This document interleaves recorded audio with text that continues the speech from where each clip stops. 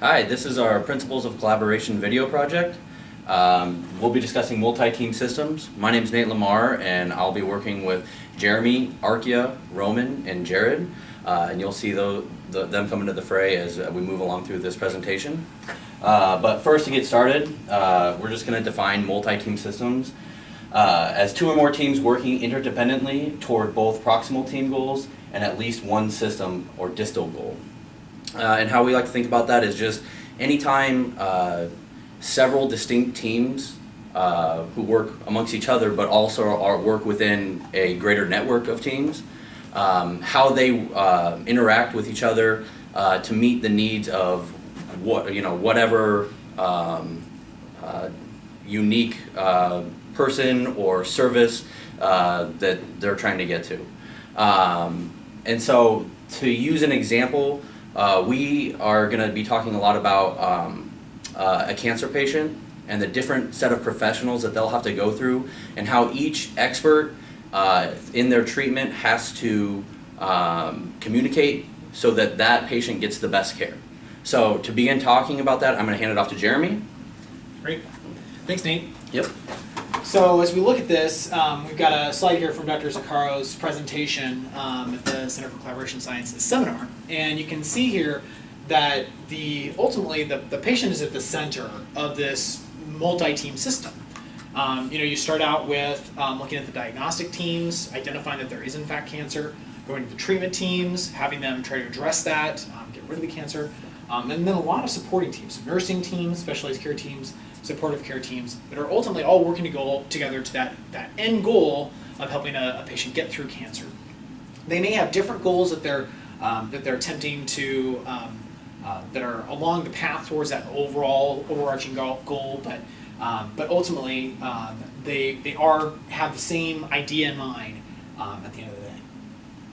So as we read through Dr. Zaccaro's articles and his research, we felt that the two key principles that really stood out to us were the need to outline communication patterns between teams in the charter.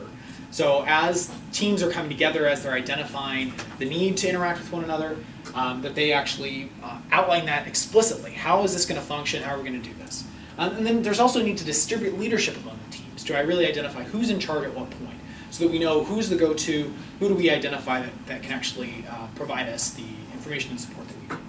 So to talk a little bit more specifically about communication patterns, I'm going to go ahead and hand it off to Arkya.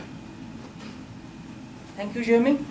Hi, I'm Arkya, and I'm going to talk about communication standardization.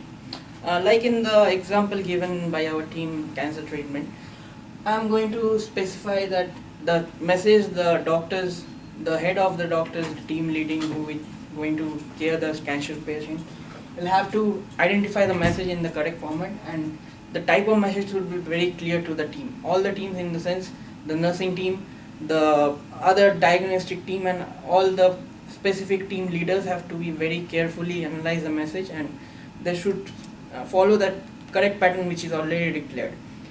And the charter should be written with the delegation from each team. If team leader plays a very important role here, and this should be correctly written in a delegate format. And specify meeting times. Everything should be in a specific way and go along so that to ensure that the patient get the best care from the treatment from the doctors. Now I'm going to hand over to Roman. Thank you. Hello, my name is Roman, and I will give an example of leadership sharing between cancer team.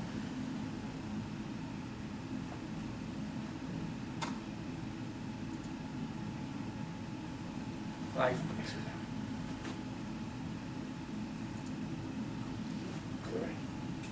Other way. There you go. Like, for example, if we speak about cancer care, the first person we have the person who tried to find the cancer. In this case, it's the main leader. And if the cancer is found, we have the whole team will try to care this cancer. In this case, leadership go to the oncologist. Now, in this case, this person will care the whole problem, the whole care system, and this person will share or delegate his or her leadership to different people in the team. For example, if we have problems with drugs, some issues, the part of the leadership will go to the drug person and the pharmacist, and this person will try to find how to help the patient. If we have the problem with nurse care, with some issues with nurse care, the part of the leadership will go to the main nurse, and this person will try to understand how to help the person. So in this case, we have a situation when we have the one big problem to care the patient, and if we have some issues, the part of the leadership will go to the different sub-teams of this whole team, and they will care the person. But however, the main leader is the oncologist, and his or her person is to delegate leadership to the whole team. Next, coworker. Hi, my name is Jared, and I am tasked with tying it all together with the speech that Dr. Sakaro gave here at UNO. The example we like to point to when we were looking at our research, as opposed to what he was saying in his presentation, was he had a student that was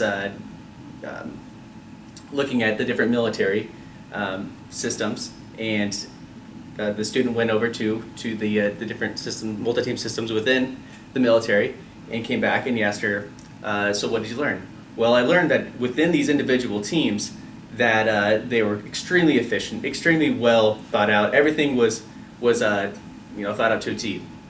But once they had to work with each other, it was a mess, and they couldn't get anything done efficiently, and it was costing a lot of money and a lot of time. So what those are called is countervailing forces. With the cancer team here, if the example we like to point to is say if it's in the surgical or the diagnostic, I guess would be a better one, the diagnostic portion of the system, and the surgeon doesn't know or doesn't have a contact within the diagnostic team, then the surgeons aren't going to be prepared, and it's going to take longer for the surgery to get done if it gets to that point, and it's going to take longer for the nursing, to know what to do. So to understand what these different countervailing forces are within the multi-team system can help the efficiency of the system, and it can make things run faster, and it can save lives in the cancer example. Or if we were talking about the military, it could save a lot of time, and it could save a lot of money to the taxpayers. So we'd like to thank you for your time and listening to our presentation on multi-team systems, and have a great day.